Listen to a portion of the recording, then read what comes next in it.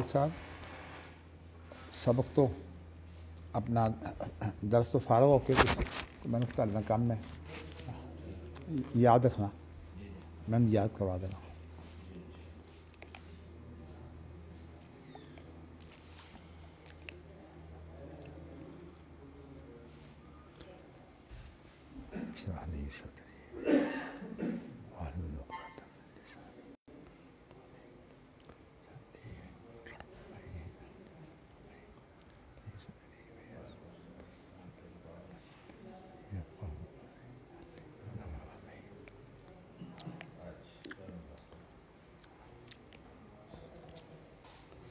بسم اللہ الرحمن الرحیم۔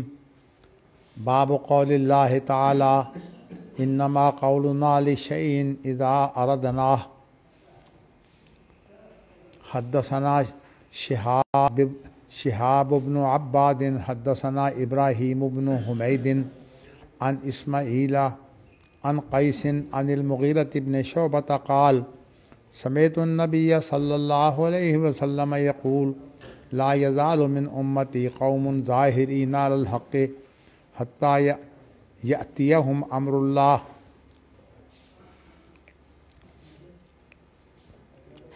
حدثنا الحمیدی حدثنا الولید بن مسلم حدثنا ابن جابر حدثنی عمیر بن ہانئ انہ سمع معاویۃ قال سمعت النبی صلی اللہ علیہ وسلم یقول لا یزال من امتی امت قائمۃ بامر اللہ لا یضرهم من کذبهم ولا من خذلهم حتی یأتی امر اللہ وهم علی ذلک۔ قال مالک بن یخامر سمعت معاذا یقول وهم بالشام وقال معاویۃ ھذا مالک یزعم انہ سمع معاذا یقول وهم بالشام۔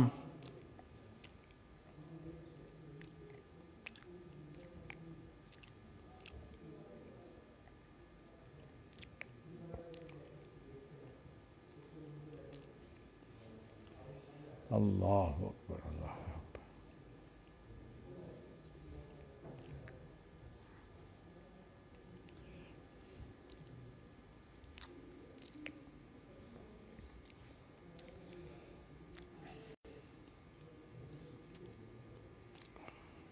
امام بخاری رحمۃ اللہ علیہ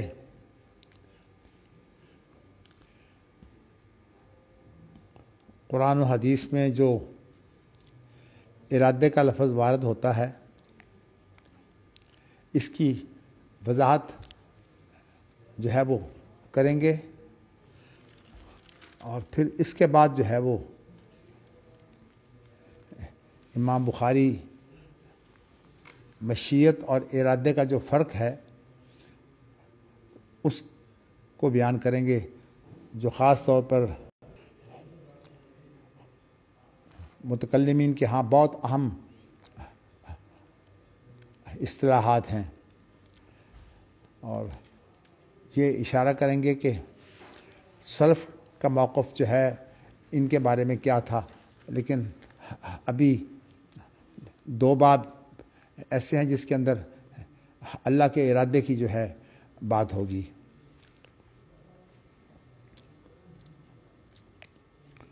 پہلی روایت جو لائے ہیں وہ یہ لائے ہیں کہ مغیرہ بن شعبہ کہتے ہیں کہ میں نے نبی اکرم صلی اللہ علیہ وسلم سے سنا کہ آپ فرماتے تھے میری امت سے کچھ لوگ ایسے ہوں گے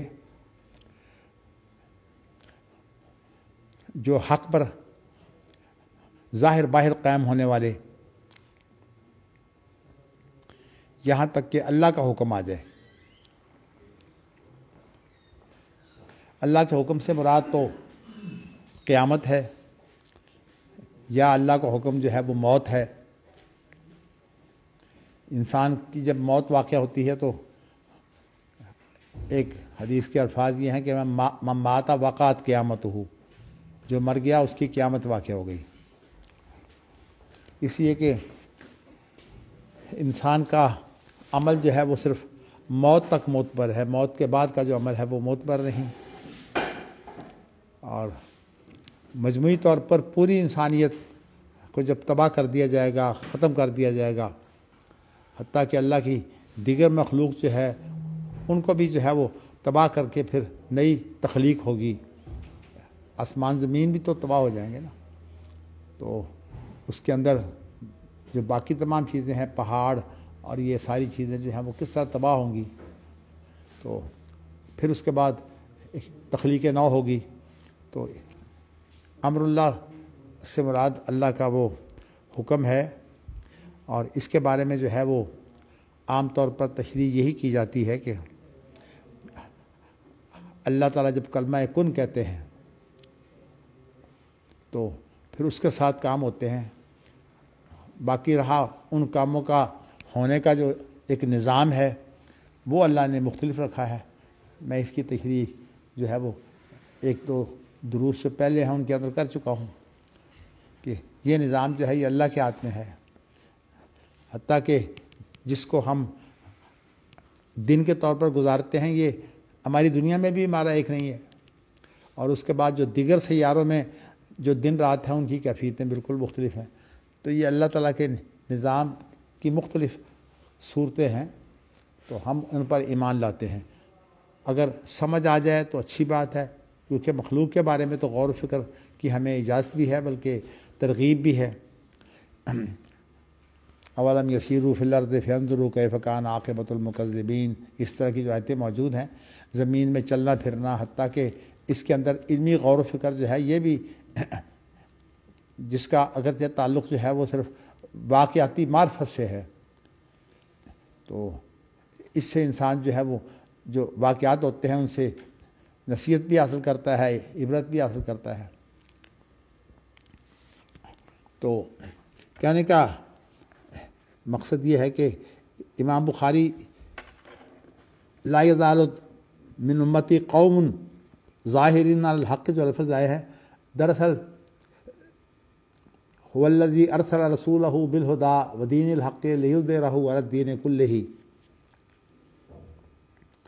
جو ہے وہ لو کرہ المشرکون۔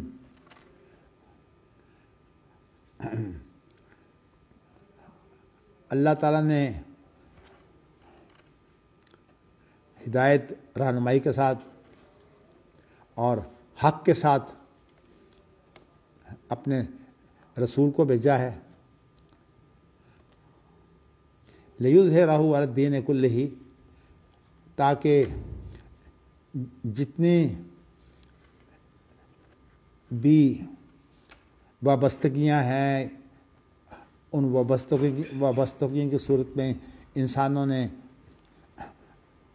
اپنے موقف شخصی یا گروہی اختیار کر رکھے ہیں،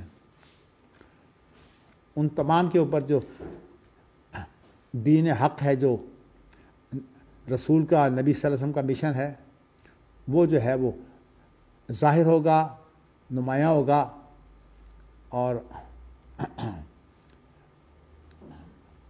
اس کی جو نمایاں ہونے کی صورت ہے اسے جو ہے وہ دوسرے الفاظ میں غلبہ بھی کہا جاتا ہے۔ میں نے اس کی تشریح جو ہے وہ گزشتہ روز کی تھی۔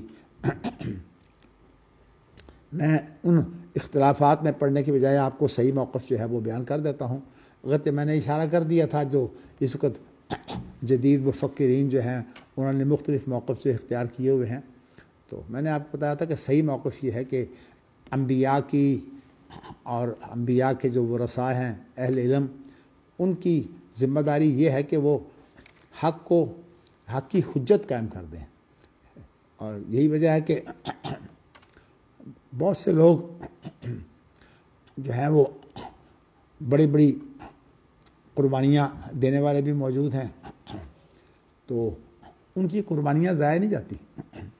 اصل میں قربانی ہوتی ہی وہ ہے جس کے اندر حقیقت کا اظہار ہو جائے۔ ہم جو قربانی کرتے ہیں عید الاضحیٰ کے موقع پر، وہ حقیقت میں حضرت ابراہیم نے جو اللہ کے ساتھ اپنی وابستگی کا اظہار کیا تھا نا، اسی کی یادگار ہے۔ تو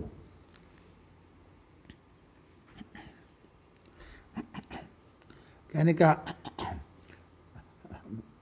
مقصد یہ ہے کہ انبیاء کی ایک بہت بڑی تعداد ایسی ہوگی. ویسے تو محمد صلی اللہ علیہ وسلم کی امت سب سے زیادہ ہوگی، اور بھی جو جلیل القدر انبیاء ہیں ان کی امتیں جو ہیں وہ کافی ہوں گی. حضرت موسیٰ علیہ السلام کی امت، حضرت عیسیٰ علیہ السلام کی امت، اسی طرح حضرت ابراہیم علیہ السلام کی امت، اور تعداد تو بہت ہوگی لیکن سب سے زیادہ تعداد جو ہے محمد صلی اللہ علیہ وسلم کی امت کی ہوگی. لیکن امت تو وہ لوگ ہیں جو آپ کی طرف منسوب ہوتے ہیں، اور ان کے اندر ظاہر ہے کہ ایسے لوگ بھی شامل ہیں جو بڑے پرہیزگار ہیں، اور ایسے لوگ بھی شامل ہیں جو بہت گناہ گار ہیں، اور ایسے لوگ بھی شامل ہیں جو برائے نام امت محمدیہ کا حصہ ہیں. تو امام بخاری خود اسلاف میں سے ہی ہیں، اس لیے جو متاخرین نے موقف اختیار کیے ہیں، حقیقت یہ ہے کہ متقدمین تو متاخرین کے پابند نہیں ہو سکتے، اس لیے متاخرین تو بعد میں آنے والے ہیں. انہوں نے اس کے اندر جو شروط و قیود جو ہیں وہ داخل کر دی ہیں. ہمارے اسلاف کے اندر وہ شروط و قیود نہیں تھی، وہ ایک اس کا جو واضح مفہوم ہے وہ اختیار کر لیتے تھے. اور پیچھے یہ بات اہل اعتصام بالکتاب و سنہ میں گزر چکی ہے کہ امام بخاری کے نزدیک جو اجماع ہے، یہ جو آج کل متاخرین کے اندر اجماع پایا جاتا ہے، اسلاف کا اجماع جو ہے وہ اور تھا. یہ جو ہمارے ہاں شروط ہیں کہ دنیا کے لوگ جو ہیں وہ اکٹھے ہو جائیں، عوام کا اکٹھ، کوئی یہ تعبیر ہو رہی ہے جیسے کہ جمہوریت کو جو ہے وہ آج کل اجماع بنایا جا رہا ہے. اسمبلیوں کے اندر جو قانون سازی ہوتی ہے اس کو اجماع کہا جاتا ہے. یہ ساری غلط تعبیریں ہیں، ڈکونسلیں ہیں. اجماع یہ نہیں ہے. اجماع کے لیے جو بنیادی بات ہے وہ یہ ہے کہ اجماع جو ہے وہ ایک تو صرف حق پر ہوتا ہے، حق کے علاوہ جو اتفاق ہے اس کی کوئی اہمیت نہیں ہے.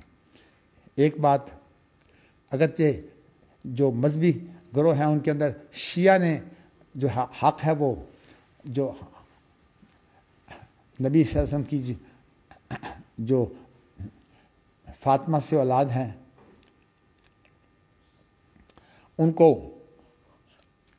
یہ اہمیت دے دی ہے کہ جب تک امام شامل نہ ہو اس وقت تک اجماع نہیں ہوتا. لیکن میں آپ کو بتاؤں کہ یہ ساری بنائی ہوئی تعریفیں ہیں. جو قرآن حدیث سے ثابت ہے وہ بات یا تو میں نے جو آیت پڑھی ہے هو الذی ارسل رسولہ بالہدی ودین الحق لیظہرہ علی الدین کلہ، وہ آیت ہے. اور اگر اس میں آپ اور لوگوں کو شامل کرنا چاہتے ہیں تو هو الذی بعث فی الامیین رسولا منہم یتلو علیہم آیاتہ ویزکیہم ویعلمہم الکتاب والحکمہ وان کانوا من قبل لفی ضلال مبین وآخرین منہم لما یلحقوا بہم. یہ جو ہے یہ بڑی اہم آیت ہے کہ جس طرح اللہ تعالیٰ نے محمد صلی اللہ علیہ وسلم کو بھیجا ہے اور جو مشن ان کا تھا، اللہ تعالیٰ نے آپ کے بعد اور لوگوں کو بھی بھیجا ہے اس مشن کو پورا کرنے کے لیے. اور یہ اور لوگ جو ہے ان کی وہی تعریف ہے، وہی مشن جو نبی اکرم صلی اللہ علیہ وسلم کا مشن تھا. تو آخرین منہم، یہ اگر آپ کہیں تو یہ جو ہے نا هو الذی بعث فی الامیین رسولا منہم، یہ رسولا منہم پر عطف ہے، یعنی انہی میں سے جو ہے وہ هو الذی بعث فی الامیین رسولا منہم جو ہے، جب رسول پر عطف کریں گے تو معنی کیا ہوگا کہ اللہ تعالیٰ نے رسول کو بھیجا ہے اور اللہ تعالیٰ نے اوروں کو بھی بھیجا ہے جو رسول کے بعد آنے والے ہیں.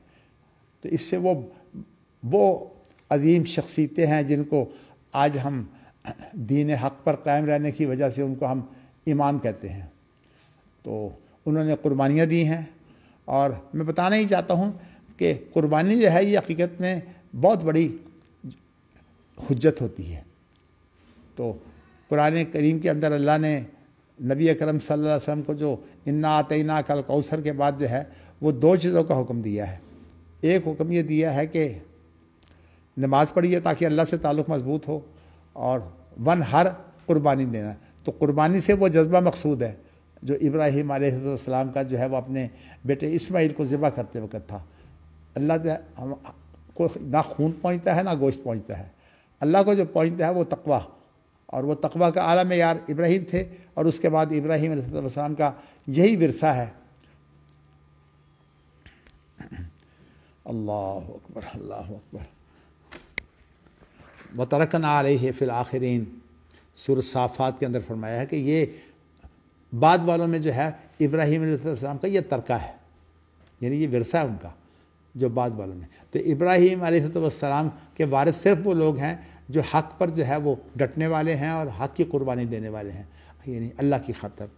تو میں نے یہ بات اس لیے دوبارہ دہرائی ہے کہ یہ جو متاخرین کی اجماع کی تعریفیں ہیں یا مختلف جو فرقوں نے تعریفیں بنائی ہوئی ہیں اجماع کی، جیسے کہ شیعہ کی ہے، اور اس کے بعد یہ فرقہ بندی جو ہمارے ہاں سنیوں کی، اللہ تعالیٰ جو ہے وہ ہدایت دے کہ ہماری حکومتیں جو ہیں وہ بھی اس کو فروغ دیتی ہیں، اور ہمارے دشمن جو ہیں وہ اس کو جو ہے وہ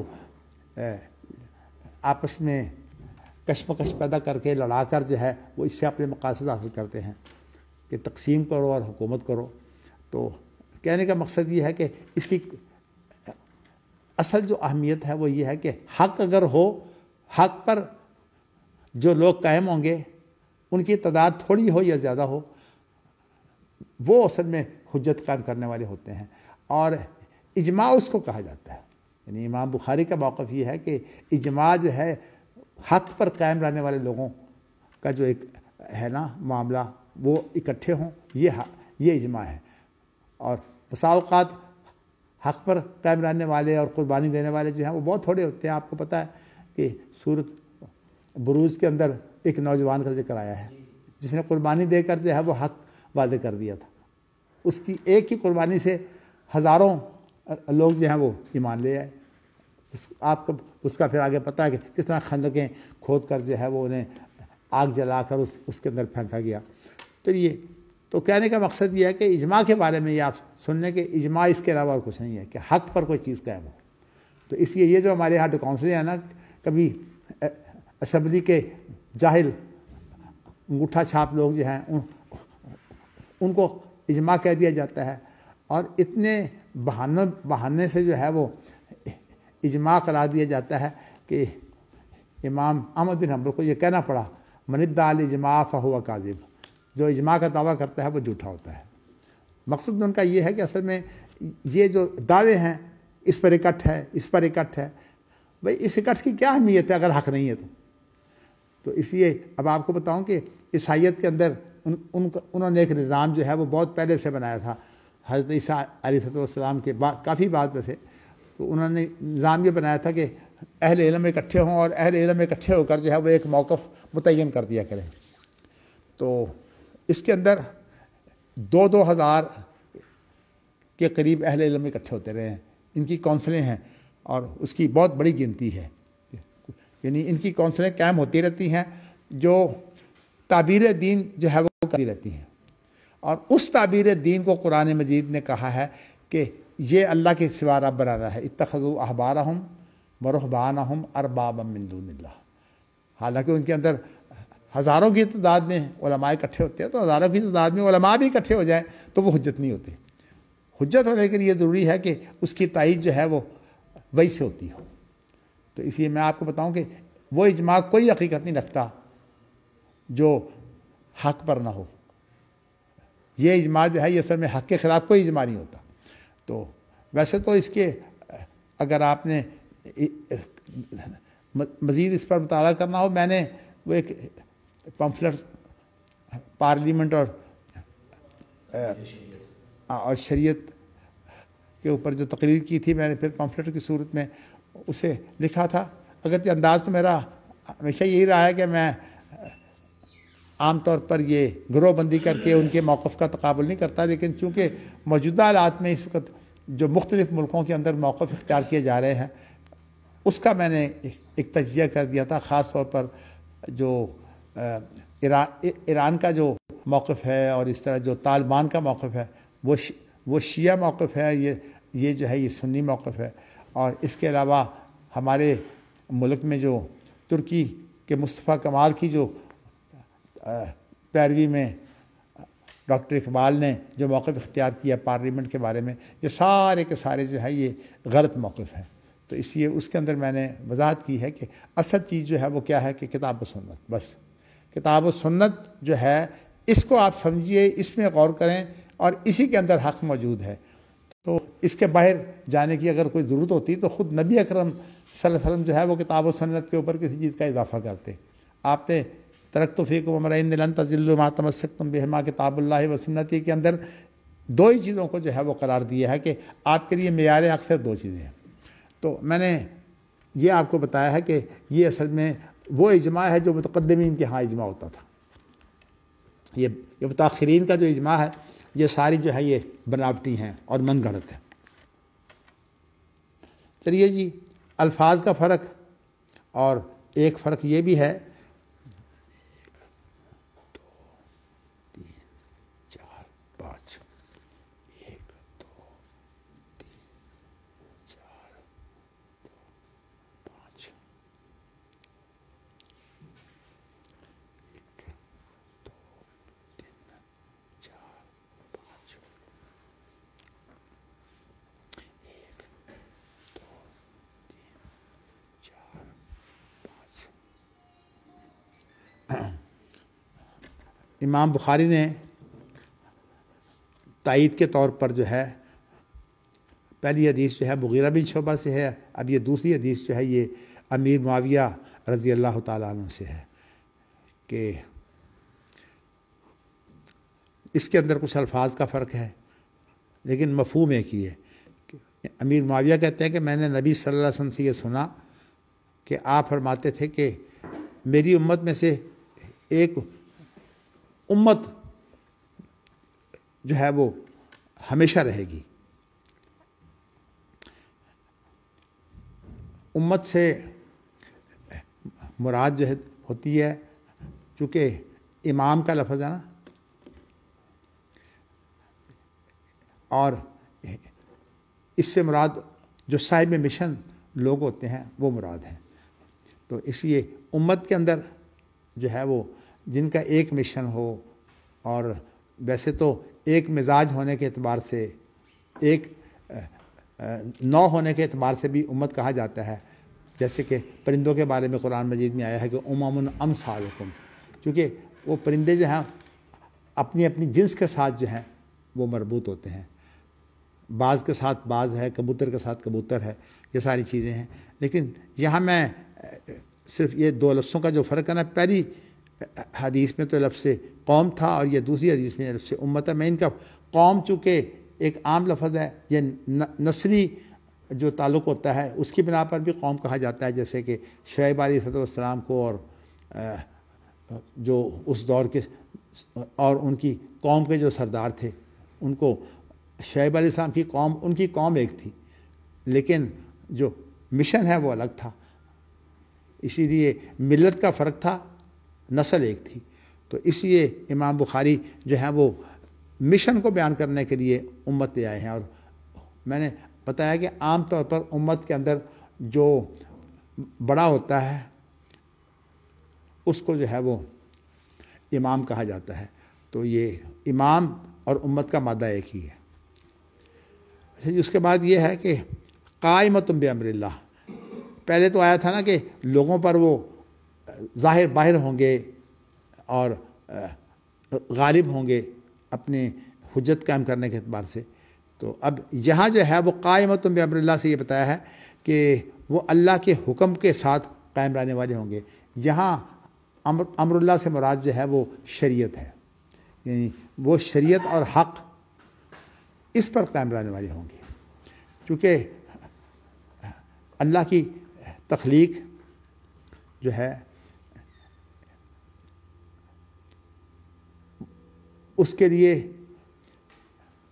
جو بنیاد ہوتی ہے وہ بنیاد ہوتی ہے امر، اللہ کا حکم۔ اور اللہ کے حکم کی دو قسمیں ہیں، ایک تکوینی حکم ہوتا ہے اور ایک تشریعی حکم ہوتا ہے۔ جو تکوینی حکم ہے وہ تو جو تمام مخلوق پر ہوتا ہے، جیسے کہ انسانوں کے بارے میں آیا ہے وَلَهُ أَسْلَمَ مَنْ فِي السَّمَاوَاتِ وَالْأَرْضِ طَوْعًا وَكَرْهًا، تمام کے تمام جو ہیں وہ اللہ کے تابع ہیں، زمین اسمان میں جتنے بھی ہیں تمام کے تمام اللہ کے تابع ہیں، انسان کے علاوہ باقی مخلوق بھی تمام کی تمام اللہ کے حکم کے تابع ہے، طوعا و کرہا، خوشی سے یا نہ خوشی سے۔ یہ تو ہے تکوینی امر، اور جب اس کے بعد جو ہے وہ تشریع بات آئے گی تو اس کو بھی امر اللہ ہی کہتے ہیں۔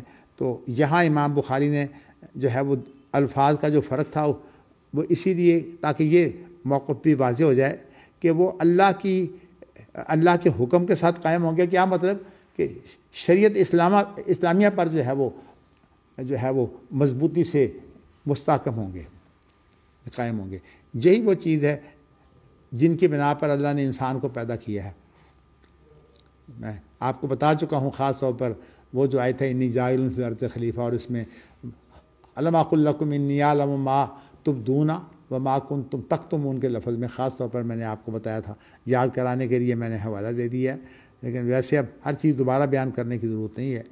تو میں نے آپ کو بتایا کہ یہ جو ہے یہ شریعت پر قائم ہوں گے، لا یضرہم من کذبہم ولا من خذلہم، جو ان کو جھٹلائے گا وہ بھی ان کو کوئی نقصان نہیں دے سکے گا، اور جو ان کی مدد چھوڑ دے گا وہ بھی جو ہے وہ کامیاب نہیں ہوگا، اس لیے کہ اللہ تعالیٰ کی مدد ان کے ساتھ ہوتی ہے، اور جن کے ساتھ اللہ کی مدد ہوتی ہے وہ پھر حق پر جو ہے وہ، اور بڑی بات ہے تو قربانی دے دی، مشن وہ بھی پورا ہو گیا۔ تو میں دراصل جو چیز اشارتاً بیان کر چکا ہوں وہ میں آپ کو بتاؤں کہ ایک بہت بڑی تعداد انبیاء کی ایسی ہوگی، رسولوں کی ایسی ہوگی جن کے ساتھ ایک آدمی ہوگا، کئیوں کے ساتھ جو ہے وہ چند آدمی ہوں گے، اور حتیٰ کہ ایسے بھی ہوں گے جن کے ساتھ کوئی ایک امت بھی نہیں ہوگا۔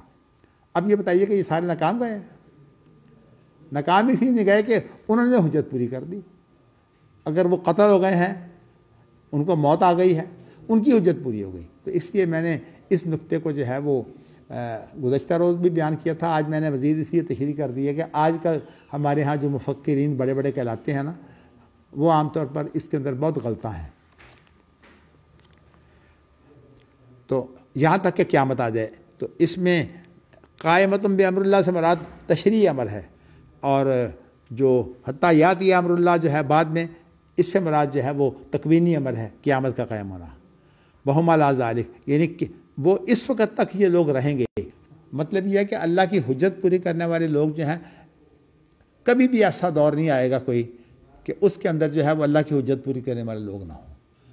اور اللہ کی حجت پوری کرنے والی، اگر آپ جو ہے وہ یہ غور کریں کہ اگرچہ حکومت جو ہے وہ ہمارا براہ راست مقصد نہیں ہے، حکومت جو ہے وہ ایک بالواسطہ مقصد ہے، یعنی حکومت کا مقصد یہ ہوتا ہے کہ ہمارے اندر جو ہے وہ نظم و نسق قائم کرے، اسی لیے اچھی حکومت قائم کرنا، کسی عادل کو جو ہے وہ اپنا حکمران بنانا، یہ فرض کفایہ ہے۔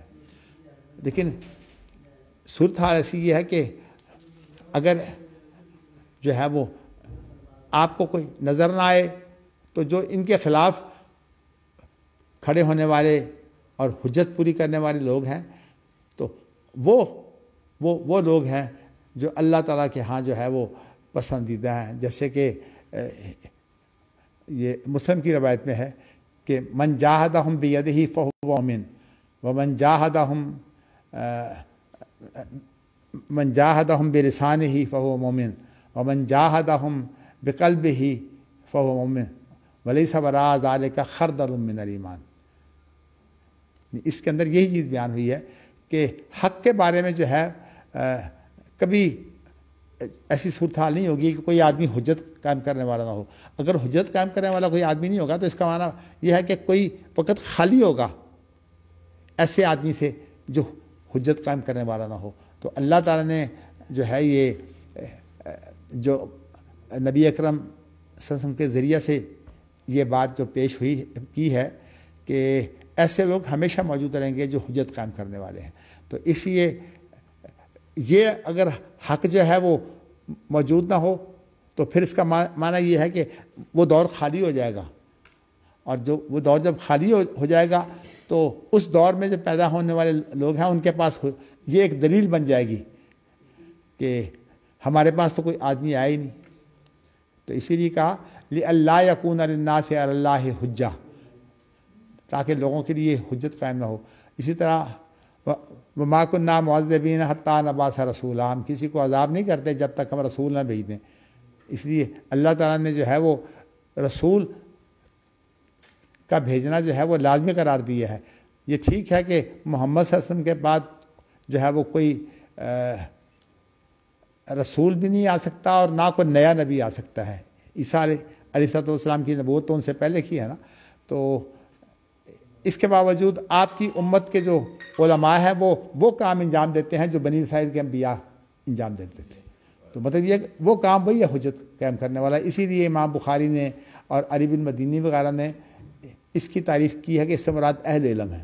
کیا مطلب کہ علمی حجت جو ہے وہ کم از کم قائم ہو جانی چاہیے تاکہ حق جو ہے وہ موجود رہے۔ چلیے جی، اس کے بعد یہ فن حدیث کی روح سے اس روایت کے اندر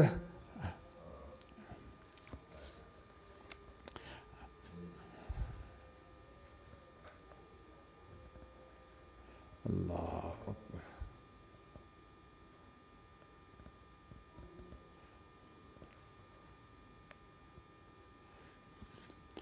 ایک معلق روایت آئے ہیں کہ مالک بن یخامر جو ہیں یہ تابعی ہیں۔ انہوں نے معاذ بن جبل رضی اللہ تعالی عنہ سے یہ سنا کہ وہ کہتے تھے کہ یہ لوگ جو ہیں یہ شام میں رہیں گے۔ تو فقال معاویہ تو حاذا مالک یزعم انہ سمع معاذا یقول وہم بالشام۔ تو امیر معاویہ نے جب یہ بات بیان کی ہے تو کہنے لگے دیکھو یہ مالک بن یخامر جو ہے یہ دعویٰ کرتا ہے کہ اس نے معاذ بن جبل سے یہ سنا ہے کہ وہ شام میں ہوں گے۔ اصل میں بات یہ ہے کہ چونکہ قیامت کے قریب حضرت عیسیٰ علیہ السلام کا نزول بھی شام میں ہوگا، اور اسی طرح جو ہے وہ امام مہدی جو ہیں وہ اس وقت جو عیسیٰ علیہ السلام کے انتظار میں ہوں گے، تو اس طرح سے یہ سارے جو لوگ ہیں نا وہ شام میں ہوں گے۔ اس اعتبار سے شام کی جو ہے وہ تعریف کی گئی ہے، لیکن یہ مقصد نہیں ہے کہ حق جو ہے وہ شام کے اندر ہی موجود رہے گا۔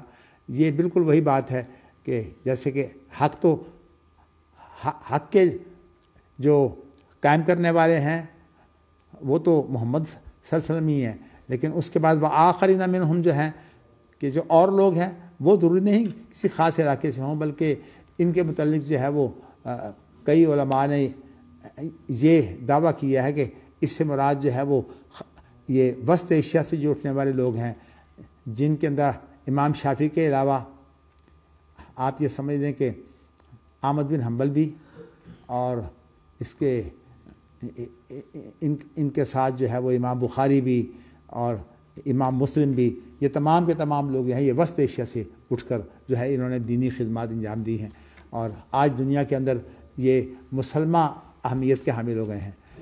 آپ دیکھیے کہ بخاری جو بخاری کو نہیں ماننا چاہتے وہ بھی بخاری ہی پڑھاتے ہیں، تو یہ اللہ نے عزت دی ہوئی ہے امام بخاری کو، اور اسی طرح مسلم کو بھی اللہ نے یہی عزت دی ہوئی ہے، اور اس کی وجہ یہ ہے کہ انہوں نے خدمت کی ہے حق کی۔ تو یہ جو تشریح ہے یہ معاذ بن جبل کی ہے، تو معاذ بن جبل کی تشریح جو ہے وہ کوئی حجت نہیں ہے، لیکن ویسے اس کا ایک مرتبہ اور مقام تو ہے، صحابی کی بات ہے نا، اور صحابی کی بات جو ہے یہ اجتہادی بات ہے، تو چونکہ اجتہادی اور ان کا جو جائزہ اور تبصرہ ہے وہ بھی اجتہادی عمل ہے، اس اعتبار سے امام بخاری لے تو آئے ہیں اس کو بطور تائید کہ یہ شام میں ہوں گے، تو دیگر روایات کی جو ہے وہ تائید کی وجہ سے، ان دیگر روایات کی جو ہے وہ شہادت کی وجہ سے، شواہد کی بنا پر جو ہے وہ لے آئے ہیں، لیکن یہ ہے تشریح معاذ کی۔ نبی اکرم صلی اللہ علیہ وسلم نے جو ہے وہ شام کی تعریف تو بہت کی ہے، اور یمن کی بھی تعریف کی ہے، اور عراق کی جو ہے وہ آپ نے مذمت بیان کی ہے، لیکن اس کا معنی یہ نہیں ہے کہ اب جو ہے وہ کوئی حق تقسیم ہو گیا ہے۔ حق جو ہے وہ وہی ہے جو دنیا میں کسی جگہ قائم ہو جائے. اچھا جی آگے بڑھیے. حدثنا ابو الیمان اخبرنا شعیب عن عبد اللہ ابن ابی حسین حدثنا نافع بن جبیر عن ابن عباس قال وقف النبی صلی اللہ علیہ وسلم علی مسیلمۃ فی اصحابہ فقال لو سألتنی هذه القطعة ما آتيتكها ولن تعدوا امر اللہ فیک ولئن ادبرت لیغفرنک اللہ. جی نہیں انا للہ لیاقرنک اللہ. وہ نظر کا تھوڑا سا مسئلہ ہے نا موتیا کی وجہ سے. جی چلیے جی ماشاءاللہ اللہ تعالیٰ آپ کو توفیق دے. جو کمیاں میرے اندر ہیں وہ آپ ماشاءاللہ پوری کرنے والے ہیں. اسی طرح انسان جو ہے وہ کتنا محتاج ہوتا ہے. جوانی کی عمر میں تو انسان دیوانہ ہوتا ہے لیکن جب بڑھاپا آتا ہے تو پھر اس کے بعد جو ہے اسے پتہ لگتا ہے کہ کمزوریاں جو ہیں یہ تسلیم کرنی پڑتی ہیں. اچھا جی اب یہ ہے کہ یہ روایت جو ہے عبداللہ بن عباس سے ہے کہ نبی اکرم صلی اللہ علیہ وسلم جو ہے وہ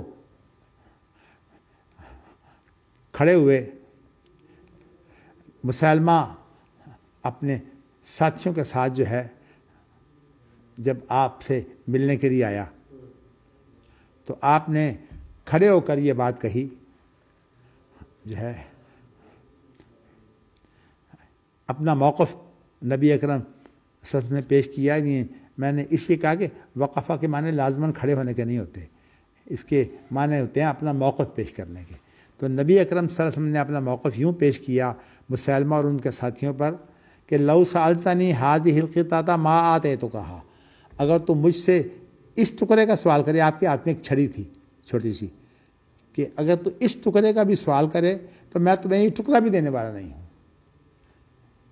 معمولی سی چھڑی اس کی کیا پوزیشن ہے. آپ میں تمہیں یہ بھی نہیں دیتا, تم تو مجھ سے یہ مانگنے آئے ہو نا کہ مجھے اپنے بعد خلافت کا اعلان کر دیں کہ آپ کے بعد میں آپ کا خلیفہ ہوں گا.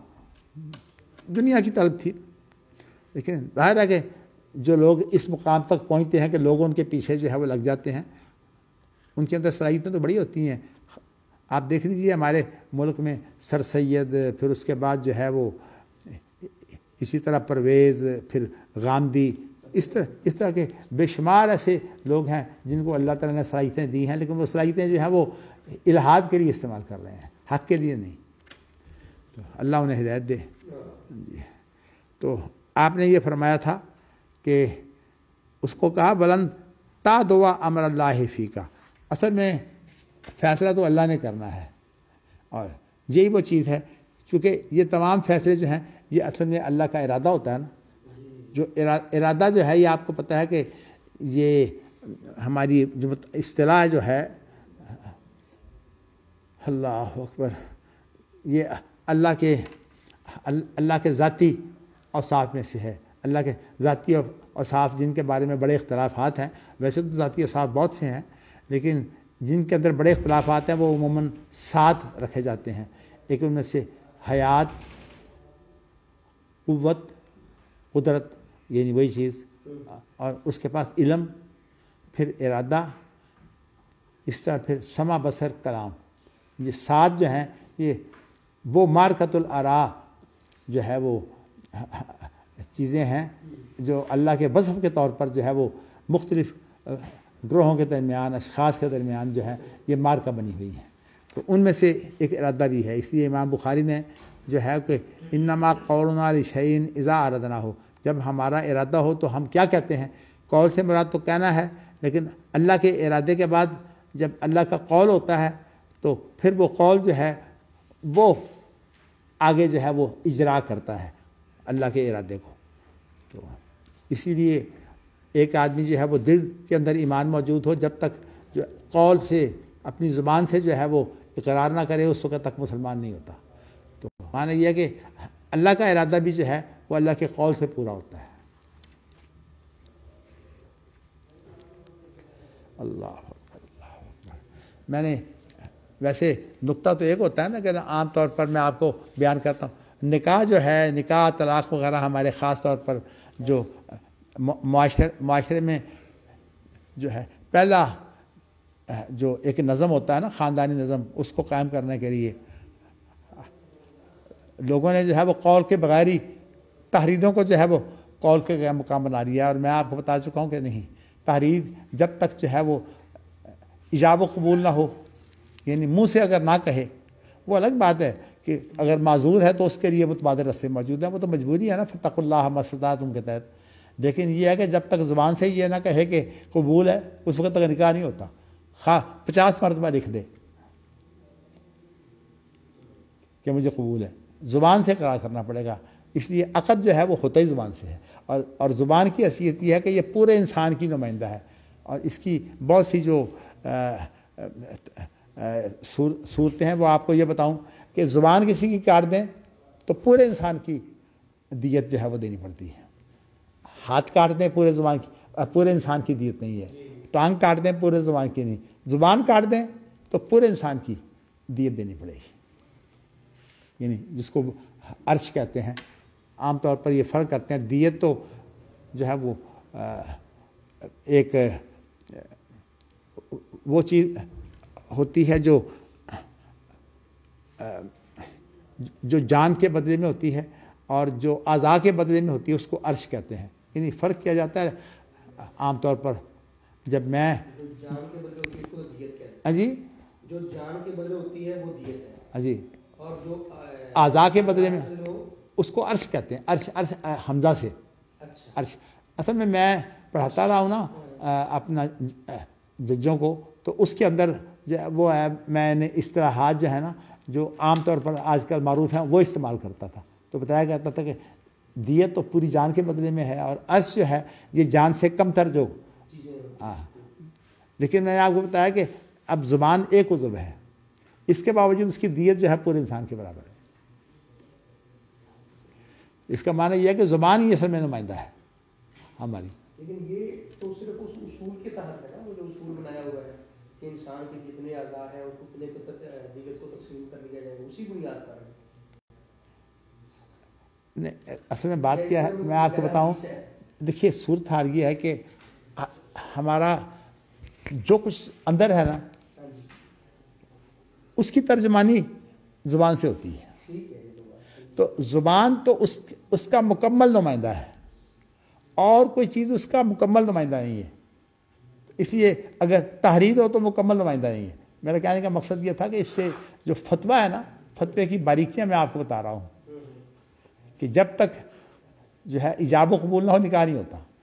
شیعہ نے تو خیر لفظ بھی واجب کر دیے ہے نا کہ یہ لفظ بولو، لیکن جو سنی ہے وہ کم از کم مفہوم، یعنی اگر ایک آدمی جو ہے وہ اردو زبان میں کہہ دے کہ منظور ہے تو یہ بھی قبول ہے.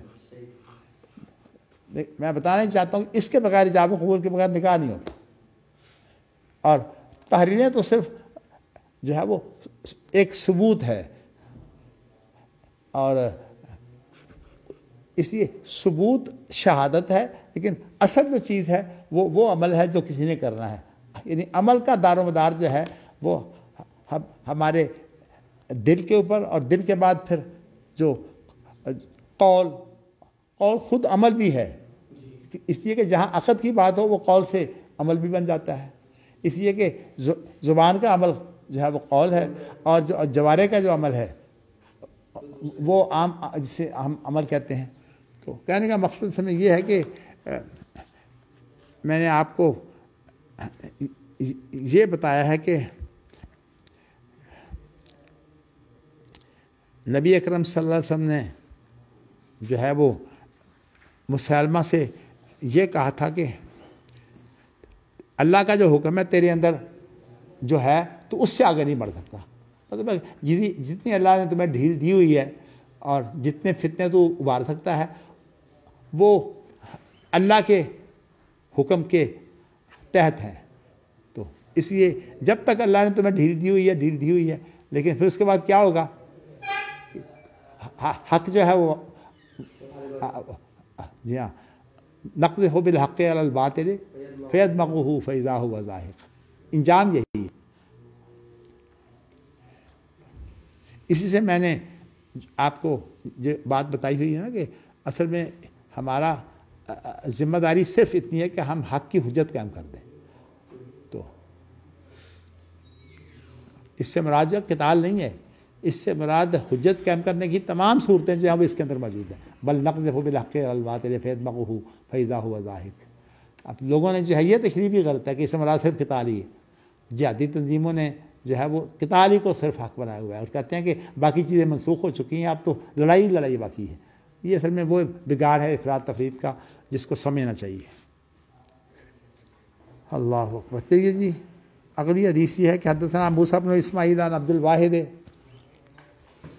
عن الاعمش عن ابراہیم عن علقمۃ عن ابن مسعود قال بینا انا امشی مع النبی صلی اللہ علیہ وسلم فی بعض حرث المدینۃ وهو يتوکأ على عصیب معه فمررنا على نفر من اليهود فقال بعضهم لبعض صلوه عن الروح وقال بعضهم لا تصالوه ان يجيء فيه بشيء تكرهونه.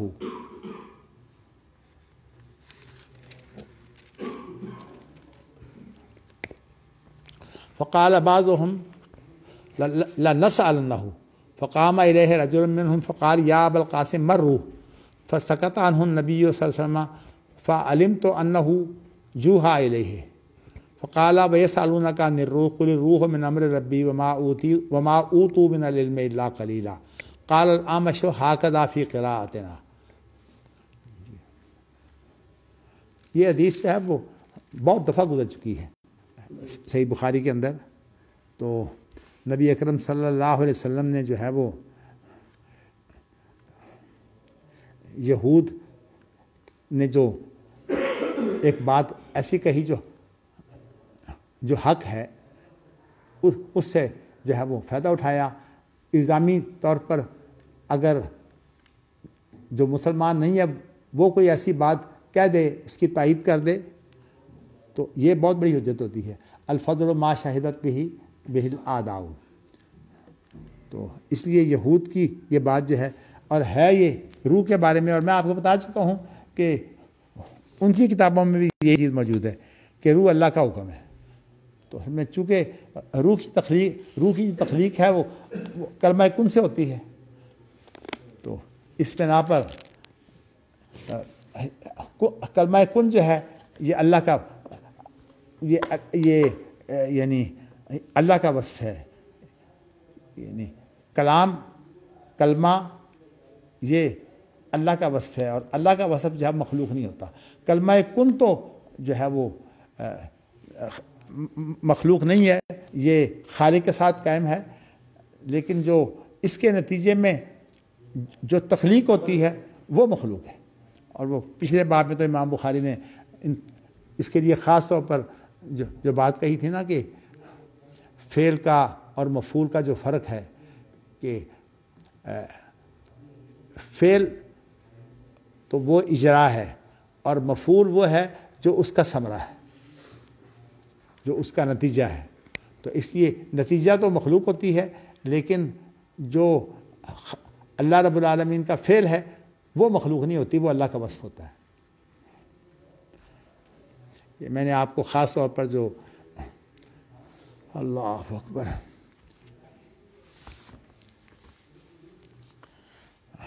اللہ تعالیٰ کی صفات فعلیہ کے بارے میں بتایا تھا نا کہ صفات فعلیہ وہ ہوتی ہیں جس کے اندر اللہ کی مشیت ہوتی ہے. مشیت سے جو ہے وہ اللہ تعالیٰ افعال جو ہیں وہ انجام دیتے ہیں. تو ان میں سے کچھ صفات و لازمی ہیں جیسے کہ نزول، مجیء، استواء وغیرہ. تو اسی طرح جو ہے کچھ متعدی ہیں. متعدی جو ہے وہ خلق ہے، رزق ہے، احیاء ہے، اماتہ ہے یعنی زندہ کرنا، مارنا.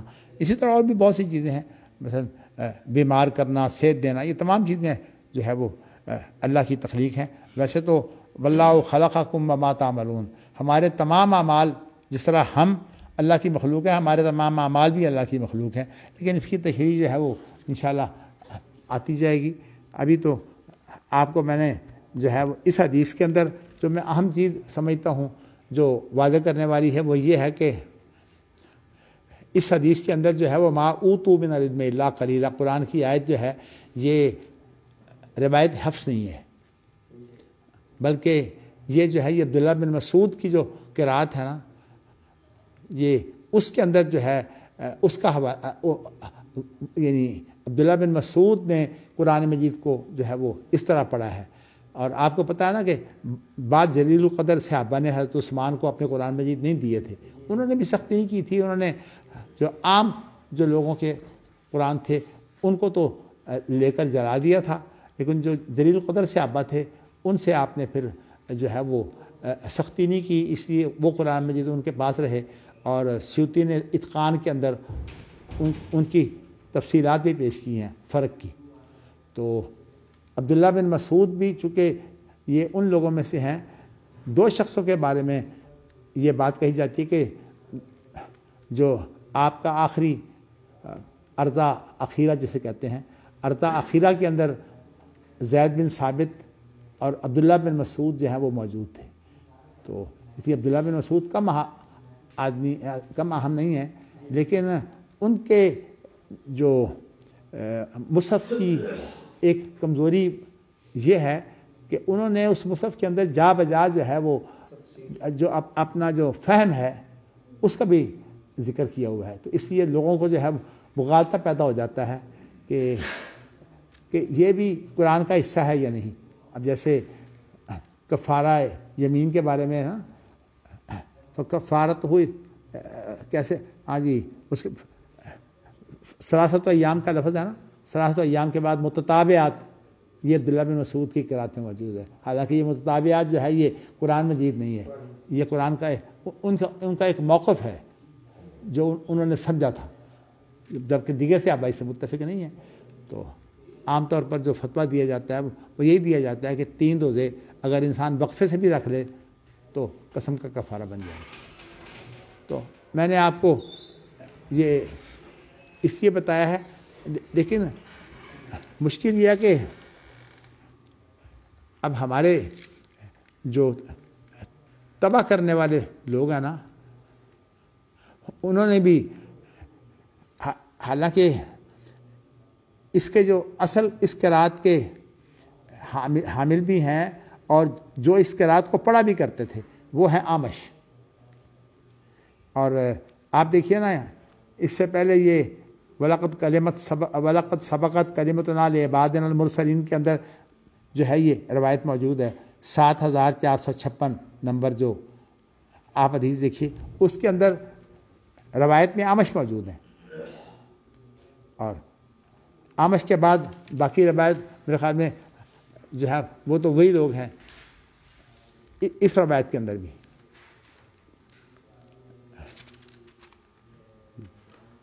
اعمش کے بعد ابراہیم نخی ہیں، اور ابراہیم نخی جو ہیں وہ روایت کرتے ہیں علقمہ سے، اور علقمہ روایت کرتے ہیں ابن مسعود سے۔ اور وہ جو روایت میں نے ابھی آپ کو حوالہ کے طور پر جو ہے وہ ابھی ذکر کی تھی، اللہ اکبر،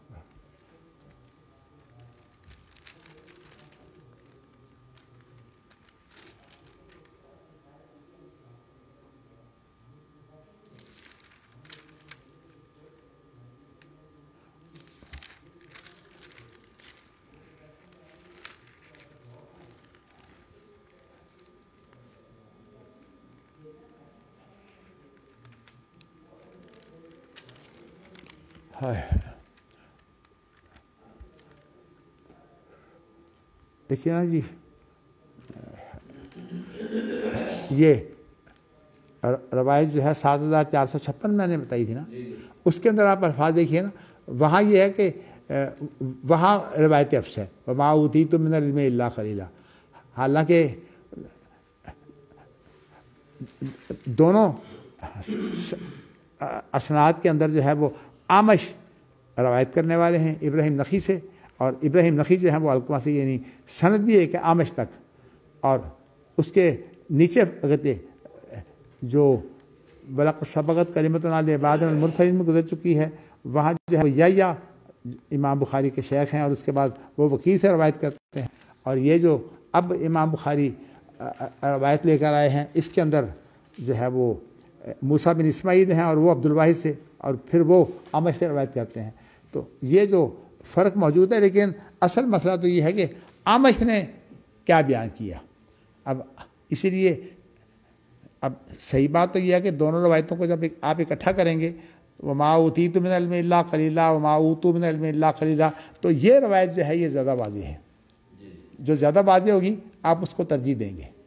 تو وہ روایت جو اب امام بخاری دائے ہیں نا، انما قرنا لشیء اذا اردناہ کے تحت، تو یہ روایت جو ہے اس کو اس لیے ترجیح حاصل ہے کہ اس کے اندر اب تشریح آ گئی ہے نا کہ اعمش کہتے ہیں ہاکذا فی قراءتنا، کہ ہماری قراءت میں، ہماری قراءت سے مراد یہ ہے عبداللہ بن مسعود کی قراءت، اس لیے کہ اعمش جو ہے وہ عبداللہ بن مسعود کی قراءت پڑھا کرتے تھے۔ باقی میں نے تھوڑی سی بات تو آپ کے لیے کر دی تھی کہ یہ وہ قراءتیں جو خاص طور پر بخاری میں ہیں، اس لیے کہ بخاری کی حدیثیں جو ہیں ان کو یہ امتیاز حاصل ہے نا کہ ایک تو قرائن کے ساتھ مل کر جو ہے وہ مشہور ہو جاتی ہیں اپنی فقہ کی اصطلاح کی روح سے، اور دوسری بات یہ ہے کہ ان کو ترقی بالقبول جو حاصل ہوا ہے۔ اس اعتبار سے اب بخاری کی روایتیں جو ہیں ہم کیا ان کے مطابق جو ہے وہ تلاوت کر سکتے ہیں کہ نہیں؟ احتیاط تو اسی میں ہے کہ یہ کام جو ہے یہ فوراً نہ کیا جائے، لیکن اس کی تشریح میں پہلے کر چکا ہوں، میں آج دہراتا نہیں ہوں، کسی وقت میں دیکھوں گا اگر ٹائم زیادہ ہے تو میں انشاءاللہ تعالیٰ جو ہے وہ پھر آپ کو تفصیل سے بیان کر دوں گا۔ اس سے پہلے میں آپ کو یہ مسئلہ بیان کر چکا ہوں۔ اب یہ ہے کہ اس روایت میں کیونکہ صراط موجود ہے، اس لیے یہ روایت جو ہے وہ اس روایت سے راجح ہے، وما اوتیتم من العلم الا قلیلا۔ تو جس روایت میں جو ہے وہ زیادہ صراحت ہو وہ اس سے راجح ہے، جس روایت میں یہ صراحت نہیں ہے، کیونکہ اس سے پہلے جو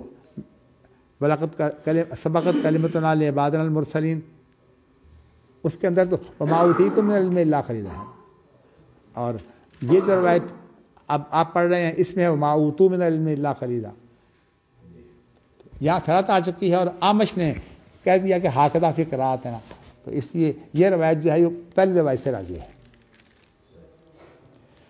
چونکہ ہے تو عبداللہ بن مسعود سے ہی،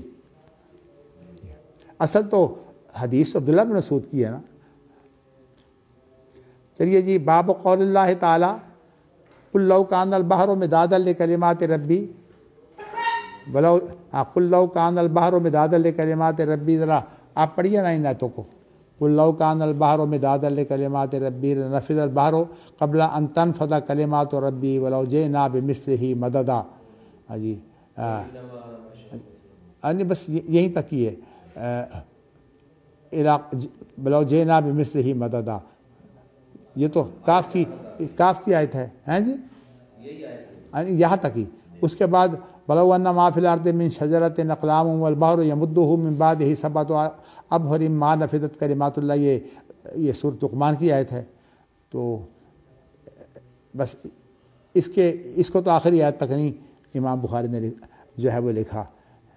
اس کے بعد پھر ان ربکم اللہ الذی خلق السماوات والارض فی ستۃ ایام ثم استوی علی العرش یغشی اللیل النہار، جی ہاں یہاں بھی امام بخاری نے بس یہیں تک رہنے دیا ہے، آیت کو پورا نہیں کیا، اور یہ بیان کر دیا کہ سخرہ کا مفہوم ہوتا ہے ذللہ، جو چیز کسی کے تابع کر دی جائے، لیکن تابع داری جس کے اندر انسان جو ہے وہ اپنی عاجزی کا اظہار کرے اس کو کہتے ہیں تسخیر۔ جیسے کہ ماں باپ کے بارے میں آتا ہے نا وَخْفِضْ لَهُمَا جَنَاحَ الذُّلِّ، کہ ان کے سامنے جی ہاں تو انہیں ان کی جو تابع داری کرنی ہے وہ عاجزی ظاہر کر کے کرنی ہے، یہ نہیں کہ ان کو اپنی طاقت دکھا کر جو ہے وہ پھر انسان جو ہے وہ تابع داری ظاہر کرے۔ اس لیے طریقہ کار جو ہے وہ یہ ہے کہ چونکہ اللہ کے بعد سب سے بڑا حق تو ماں باپ کا ہی ہے نا، تو اس لیے انسان کے لیے لازمی ہے کہ وہ ماں باپ کے سامنے صرف پیروی نہیں کرنا بلکہ عاجزی کا اظہار بھی کرنا، ہاں جی تذلل کا اظہار کرنا ہے۔ یہ اس لیے کہ انسان کی جو جوانی ہوتی ہے نا، عام طور پر جب جو ہے وہ اولاد جوان ہو جاتی ہے، بلکہ جوانی سے بھی آگے اس عمر کو پہنچ جاتی ہے جس کو ذہنی بلوغت بھی کہتے ہیں، تو اس وقت جو ہے پھر اولاد عام طور پر ماں باپ کو جو ہے وہ سمجھتی ہے کہ یہ تو اب لاچار ہیں، عاجز ہیں، تو ان کے ساتھ اس کا رویہ جو ہے وہ ایسا ہوتا ہے کہ وہ جبر کا رویہ اختیار کرتے ہیں۔ تو اس لیے قرآن مجید کی جو لفظ ہے نا وَخْفِضْ لَهُمَا جَنَاحَ الذُّلِّ مِنَ الرَّحْمَةِ، رحمت کی جو عاجزی ہے نا وہ ہونی چاہیے۔ تو جیسے کہ اللہ کے سامنے جو ہے وہ انسان عبد بن کر، بندہ بن کر جو ہے وہ جو عبادت کرتا ہے تو اللہ کو منظور ہے، لیکن اگر بندہ بن کر عبادت نہیں کرتا وہ اللہ کو چاہیے ہی نہیں۔ اسی طرح ماں باپ کی تو چونکہ صرف اطاعت ہے، عبادت تو نہیں ہے، تو اس لیے ان کے سامنے جو ہے وہ اگر ذلت بھی ہو تو ذہن میں رکھنا چاہیے کہ ماں باپ ہیں۔ اور ویسے بھی میں آپ کو بتاؤں کہ اللہ تعالیٰ نے معاشرے کے اندر یہ بات رکھی ہوئی ہے کہ اگر ماں باپ جو ہے وہ کسی اولاد کے ساتھ ایک ظاہری طور پر زیادتی بھی کر جائیں تو لوگ کہتے ہیں کوئی بات نہیں، باپ ہی ہے نا یا ماں ہی ہے نا۔ تو لیکن میں باپ کا اس لیے میں خاص بات ذکر کرتا ہوں کہ اطاعت جو ہے وہ اس میں باپ کو ترجیح ہے اور جو خدمت ہے اس میں ماں کو ترجیح ہے۔ چلیے جی، اس کے بعد جو ہے وہ حدیث لائے ہیں امام بخاری۔ حدثنا عبداللہ بن یوسف اخبرنا مالک عن ابی الزناد عن الاعرج عن ابی ہریرہ ان رسول اللہ صلی اللہ علیہ وسلم قال تکفل اللہ لمن جاہد فی سبیلہ لا یخرجہ من بیتہ الا الجہاد فی سبیلہ وتصدیق کلمتہ ان یدخلہ الجنہ او یردہ الی مسکنہ بما نال من اجر او غنیمت۔ اللہ نے اس بات کی ذمہ داری لی ہے، اللہ کفیل بن گیا ہے۔ کفیل اس کو بولتے ہیں جو ہر اعتبار سے پوری طرح سے ذمہ دار ہو، جیسے کہ جو ہے وہ کفارت کا نظام جو ہے، ایک تو باپ ہوتا ہے، باپ تو فطری طور پر کفیل ہوتا ہے، تو لیکن یہ ہے کہ اگر باپ نہ ہو تو پھر کوئی اور سرپرست جو بنتا ہے اس کو عام طور پر ہماری انگریزی میں گارڈین کے لفظ سے بیان کرتے ہیں، اس لیے قانونی الفاظ جو ہیں وہ گارڈین کے ہیں۔ تو کفیل سے مراد جو ہے وہ گارڈین ہے۔ تو اللہ اس بات کے ذمہ دار ہیں اس شخص کے لیے جو اللہ کے راستے میں جو ہے وہ اظہار دین کے لیے کی محنت کرتا ہے۔ میں نے اس لیے اظہار دین کہا ہے کہ اظہار دین کی جتنی بھی صورتیں ہیں تمام کی تمام جو ہیں وہ جہاد ہے۔ مکی صورتوں میں ان کا ذکر آتا ہے والذین جاہدوا فینا لنہدینہم سبلنا، یہ بھی مکی صورت ہے۔ وجاہدہم بھی جہادا کبیرا سورۃ فرقان میں ہے، یہ بھی مکی صورت ہے۔ اسی طرح ثم ان ربک للذین ہاجروا من بعد ما فتنوا وجاہدوا وصبروا ان ربک من بعدھا لغفور رحیم، یہ سورۃ نحل ہے، یہ بھی مکی ہے۔ تو اس لیے میں اسی کہنا چاہتا ہوں کہ نبی اکرم صلی اللہ علیہ وسلم کی جو مکی زندگی ہے اس کے اندر آپ نے کبھی لڑائی نہیں کی، تو اس لیے جہاد سے مراد صرف جو ہے وہ قتال نہیں ہے۔ میں اس لیے کہ جہادی تنظیموں نے یہ تصورات بگاڑ دیے ہوئے ہیں لوگوں کے اندر، اس لیے میں اس کی وضاحت کر رہا ہوں۔ تو اللہ نے کہ وہ اس کو کوئی چیز نکالتی نہیں ہے، لیکن وہ اللہ کے راستے میں جو ہے وہ جو غلبہ دین کی محنت کرتا ہے وہی اس کے پیچھے جذبہ ہے۔ اور بتصدیق و کلمتہ ہی، اس لیے کہ جب انسان جو ہے یہ مشقتیں اٹھاتا ہے تو وہ مشقتیں جو ہوتی ہیں یہ عملاً تصدیق ہوتی ہے کہ اس کے اندر جو ایمان ہے وہ کوششیں اس کا مظہر ہوتی ہیں، اس ایمان کا ظہور جو ہے وہ کوششیں ہوتی ہیں۔ اسی لیے قرآن مجید میں صدیق کی جو تعریف کی گئی ہے وہ یہ یوں کی گئی ہے والذین آمنوا باللہ ورسولہ اولئک هم الصدیقون والشہداء، کہ جو اللہ اور اس کے رسولوں پر ایمان لاتے ہیں یہی لوگ صدیق ہیں اور یہی لوگ شہداء ہیں۔ صدیق سے مراد تو جو ہے وہ عام زندگی کے اندر اپنے اعمال کے اندر انسان جو ہے وہ اللہ کی شہادت قائم کرتا ہے، تو اور جو شہداء ہے اس کے اندر وہ لوگ مراد ہے جو اپنی جان قربان کر دیتے ہیں۔ اللہ اکبر اللہ اکبر۔ تو اللہ نے اس بات کی ذمہ داری دی ہے کہ اللہ ان کو جنت میں داخل کرے گا اور یا ان کو جو ہے اپنے گھر کی طرف لٹائے گا، تو محروم نہیں لوٹیں گے، ایک تو ان کو اجر ملے گا اور یا غنیمت ملے گی۔